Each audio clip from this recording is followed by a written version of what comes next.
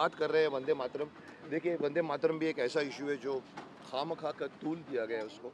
मेरी बातों को वायरल कर दिया गया है। मैंने अभी बीच में एक बात डाली थी कि जन मन गण जो है नेशनल एंथम, वो मेरे देश की नेशनल एंथम नहीं हो सकता। वो गाया गया था उस वक़्त जब जॉर्ज पंचम थे, या उस ज़माने में जब ब्रिटिश एम्पायर था, हम गुलाम थे। उस ज़माने में उनके शान में ये गाना लिखा गया था इमीडिएटली।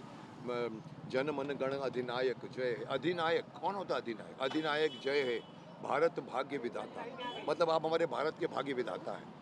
पंजाब सिंध गुजरात मराठा, ये सब आपको यश कर रहे हैं, जय हो जय हो जय हो। ये मीनिंग अगर एक हिंदी जानने वाला भी अगर सोचेगा, तो अगर ये हमारे भारत माता के लिए है या अगर झंडे के लिए है, तो भारत माता और झंडा वो देश के भाग्य विधाता नहीं होती, हम उनको अपना प्रतीक मानते हैं। तो जो वंदे मातरम गाना जो है, जिसमें हम मातरम झुक के कहते हैं कि हे माँ, हम तुम्हें वंदना करते हैं, जन मन गण अधिनायक को छोड़िए, वंदे मातरम, सुजलाम सुफलाम मलयज शीतलाम, मातरम वंदे मातरम। मैं चाहता हूँ कि ये हमारे देश का नेशनल एंथम बन जाए। और इतने सालों से जो हमने हमने अंग्रेजियत भी झेली है। अंग्रेज़ चले गए लेकिन अंग्रेज़ी छोड़कर गए। आज भी हम अंग्रेज़ी में पढ़ना अपनी महत्ता समझते हैं। बाबू लोग अपने लोगों को ऑक्सफोर्ड भेजते हैं। अरे साहब, यहाँ पर नालंदा यूनिवर्सिटी थी, यहाँ पर पुराण है, वेद है, गुरुकुल है। 9 लाख गुरुकुल में से 7 लाख गुरुकुल जला दिए गए थे उस ज़माने में। सो ये एक अगर विदेशों ने किया है, तो हम हमारे देश के जो नेता हैं, हमारे देश के, ये क्यों आपस में लड़ते रहते हैं सर? उसको हटाओ, उसकी कुर्सी खींचो। 4.5 साल उसमें निकल जाते हैं, 6 महीने बचते हैं तो हाथ जोड़ के खड़े होते हैं, वोट फॉर अस, वोट करते हैं, हम मूर्ख बन के फिर वोट करते हैं, फिर वही 4.5 साल तक वो ऐसे खड़े रहेंगे और जनता ऐसी खड़ी रहेगी, मेरे को ये करना है, नहीं हो रहा है, हट जाओ, लाइन में हट जाओ, हट जाओ। अरे साहब, वो हमारे सेवक बनकर आते हैं, नेता बनकर, कभी लीडर, कभी भी हमारा राजा बनकर नहीं आते। मुझे ये थोड़ी शिकायत रही है कि क्यों नहीं हम अपने देश के युवाओं, अभी देखिए एक छोटी सी बात बन गई है, एक युवाओं की समस्या नीट को लेकर। कॉकरोच पार्टी, कॉकरोच ऐसी चीज़ है, जब घर में आती है तो हम उसको पकड़ के उठा के फाड़ फेंक देते हैं। किसी भी घर में, किसी भी वर्ल्ड में कहीं भी देखो, कॉकरोच को कभी सत्कार नहीं किया जाता। यहाँ हम लोगों ने कॉकरोच पार्टी को क्यों पनपने दिया, जिसका मकसद नीट पार्टी के प्रॉब्लम सॉल्व करने को नहीं है। वो पीछे खड़े होकर बंदूक चला रहे हैं, मोदी जी को हटाओ, धर्मेंद्र प्रधान को हटाओ, मिनिस्टर को हटाओ। अरे लीक हुआ है पेपर, पेपर लीक वाले को पकड़ो ना, अगर आपकी रियल मंशा। पॉलिटिकल बन जाता है, हर मसला पॉलिटिकल है। हमारी अपोजिशन पार्टी सिर्फ सिर्फ और सिर्फ पोजीशन करने के लिए, अपोजिशन करने के लिए अपोजिशन करती है। आप बोलोगे दिन है, मैं बोलोगे रात है, आप बोलोगे सुबह है, मैं बोलोगे रात है। क्यों? आप अपोजिशन में, ऐसा नहीं होता। देश के लिए सोचिए। वो देख लीजिए, वंदे मातरम देख लीजिए। वंदे मातरम का मैंने जैसे ही बात उठाई, लोगों ने कहा कि अरे मुकेश खन्ना ने तो बहुत एक विवाद खड़ा कर दिया। अरे कौन सा विवाद है? जागो, जब जागो तब सवेरा होता है। विपक्ष सिर्फ विपक्ष की भूमिका निभा रहा है। देखिए, अगर मैं इसको अगर मैं थोड़ा और रफ वर्ड्स में, अगर मैं थोड़ा और खुले वर्ड्स में बोलूँ, हमारे देश में कोई भी प्लान बनता है, एग्जीक्यूट होने में साल निकल जाते हैं। चाइना, जिसको हम लोग बहुत बहुत ही बुरा कहते हैं, मैं भी चाइना के अगेंस्ट हूँ कि चाइना हमारी ज़मीन हड़प रहा है। बट साहब, आप चाइना से सीखिए। चाइना की अगर आप आज की फ़ोटोज़ देखें, उनकी रोड्स, उनके पुल, उनके दुनिया भर की प्रगति, उनकी बिल्डिंगें। हमारे यहाँ के नेता कहते हैं हम मुंबई को शंघाई बना देंगे। अरे छोड़िए ना, मुंबई को पहले आप मुंबई को मुंबई तो बनाइए, शहर तो बनाइए। पॉलिटिशियंस, पक्ष ने जो पेश किया है उसको अपोजिशन करना, ये विपक्ष का काम है। चाइना में कोई विपक्ष नहीं है। लोग बोलते हैं, अगर क्या आप समझते हैं ये सीजेपी की, कॉकरोच पार्टी की, ये जो आंदोलन चाइना में हो सकता था? नहीं हो सकता था। अब आप बोलो वहाँ तानाशाह है।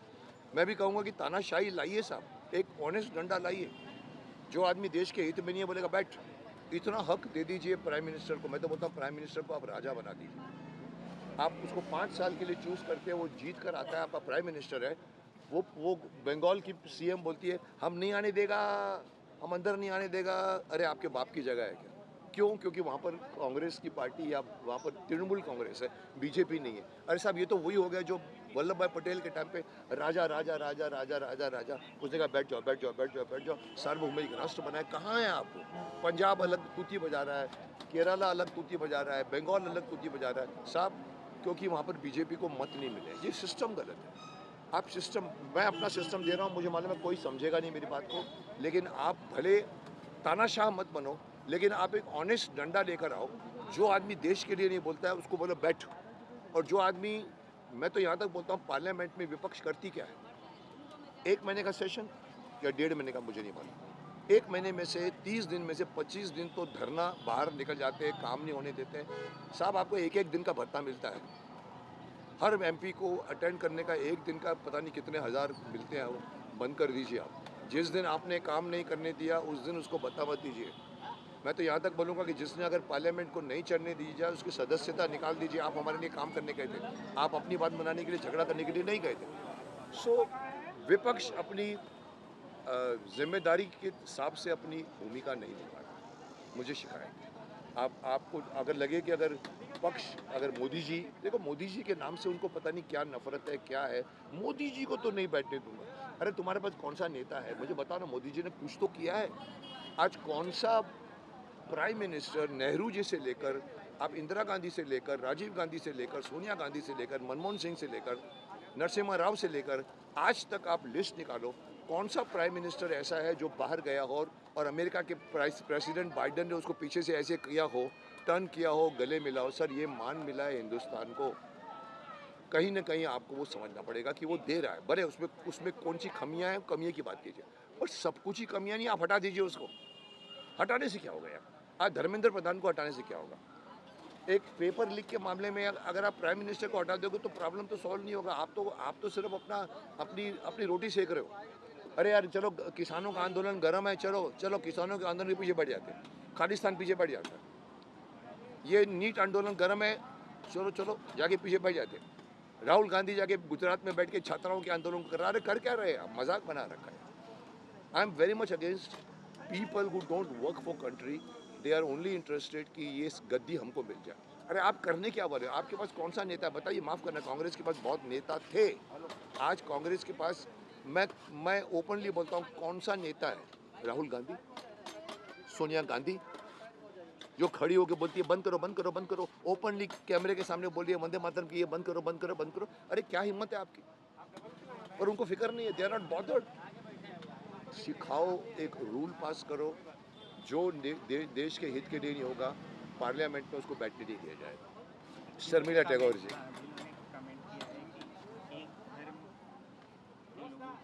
एक धर्म को मानते हैं वो वंदे मातरम का 2 लाइन तो गा दो, दो संजय का बाद में नहीं गाओ। क्या बताया कारण? कि जो एक ईश्वर को मानता है, एक गॉड को मानता है, वो हमारे देवी देवताओं को नहीं समझेगा। इसलिए आप क्या करो, ये जो बिगिनिंग के 2 स्टैंजा रखो, बाकी किसी को समझ में नहीं आएगा, और धर्म के लोगों को मिलाना चाहते हो। क्या बचकाना वाली बात है? इतनी अच्छी एक्ट्रेस, इतने अच्छा काम कर चुकी है, बंगाल में से निकली है, टैगोर फैमिली से निकली है, और वो ये नहीं समझती कि आपके बंगाल में काली माता, देवी माता की जितनी पूजा होती है पूरे देश भर में नहीं होती। तो हम क्या बोलेंगे कि वो अभी नवाब फैमिली में गई है तो क्या चेंज हो गई है? वो नवाब फैमिली में जाके धर्म चेंज कर दिया उसने। आज ये बातें, ये जो बात कर रहे हैं वो इररिस्पॉन्सिबल बात, वो सब हो सकता है अपना पक्ष कहने के टाइम पे कुछ आदमी मुझको भी पकड़ते हैं, अब उनको ट्रोल हो रही है, आप क्या बोलते, हो सकता है उसका मतलब कुछ और होगा, उनका मतलब कुछ और होगा कि बाकी के 4 अंतरे इनको समझ में नहीं आता। पर इनको समझ में नहीं आता है उसका कारण ये नहीं है, उनको ये नहीं है कि देवी देवता हमारे पास क्यों है, हमारे पास नहीं है, हम नहीं मानते। उनका ये है कि हम सिर्फ खुदा के सामने झुकते हैं, हम माता के सामने भी नहीं झुकते हैं, और हमारी परंपरा में माता पिता के सुबह उठ के पैर पड़ने पड़ते हैं। और उन्होंने शुरू से कहा कि हम ये नहीं गाएंगे, हम वंदे मातरम नहीं बोलेंगे, हम बोलेंगे हे माँ तुझे सलाम। सलाम बोलते हैं, आप वंदना नहीं कर सकते, आप उसको हिट करके बैठे हुए जो रहमान साहब का भी माफ़ करना, बाकी काफ़ी बातें बोल गए हैं, वो हमारे देश ने उसका मान दिया है, पर एंड में धर्म बीच में आ जाता है।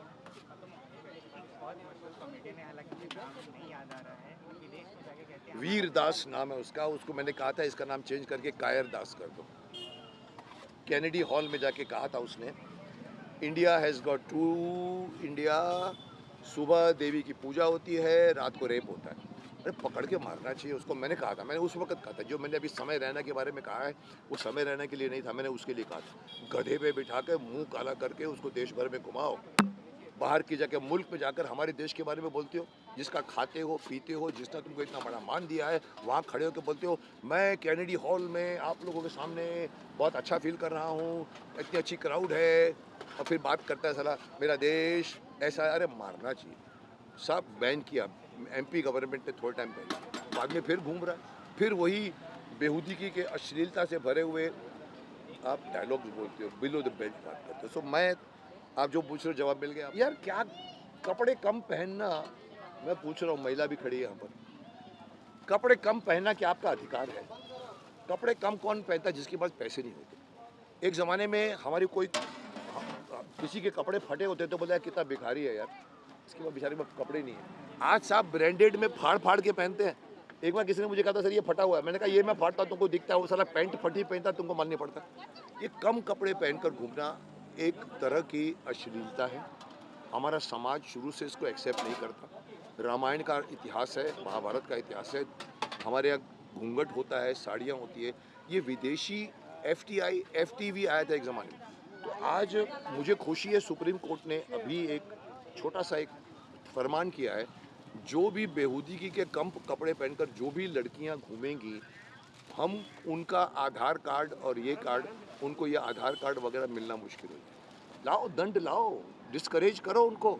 देखिए मुझे हैरानी ही नहीं हुई, मैं स्तब्ध रह गया। एक लड़की 17 से 20 साल की लड़की ओपनली कैमरे के सामने होकर ऐसी ऐसी माँ बहन की गालियाँ दी, मैं सुनने में शर्मा गया, उसको बोलने में शर्म नहीं आ गई। और मुझे नहीं, पूरे देश ने नोट किया। सिर्फ नोट नहीं किया, CJP ने नोट किया क्योंकि वो बुलवा रही थी। वो लड़की जो बाद में कोशिश किया, उसने अपनी छोटी बहन को खड़ा करके बोला मैं तो माइनर हूँ, माइनर नहीं थी वो, चीटिंग हुई इसके अंदर हुई। वो लड़की ने, और इसके अलावा एक वो नहीं थे, कम से कम 10-12 लोगों ने मोदी जी के मदर को लेकर विदेशी PM इटली के उसके खिलाफ बोल कर गई।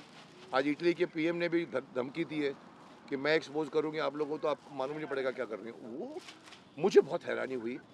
मैं इतना बोलता हूँ, जो भी लड़का लड़की बोल के गया है, उनको लगा कैमरा मेरे पास है, पूरा हिंदुस्तान देख रहा है, बोला अरे ये तो ये कर देना चाहिए, अरे ये तो कर। उनको मालूम है जो बोल के गए उनके माथे पे लिखा गया। आगे जाकर न उनको कभी वीज़ा मिलेगा, न उनको कोई अच्छी नौकरी मिलेगी। कोई भी बड़ा आएगा, अच्छा तुम वही लड़की हो ना जिसने गाली दी थी, हटाओ उसको। Now they are realising it. उस वक्त जोश था या पैसा था? हो सकता है पैसा दिया होगा। ये सब इन्फ्लुएंसर्स थे, पकड़ के आए थे जिनका यूट्यूब चैनल, आइए आप इधर आके बोलिए। मतलब कुछ नहीं था। आपको बात करो नीट की, आप बात कर रहे हो मोदी के चरित्र की और मोदी के माँ की बात कर रहे हो। ये बीच में डिफरेंस आपको समझ में आना चाहिए। तो मैं बहुत ही ओपनली मैंने उसको कहा था, फिर लेकिन बाद में मैंने रियलाइज़ किया कि ये जेन जी नहीं है, ये जेन जी में घुसे हुए कॉकरोचेस हैं।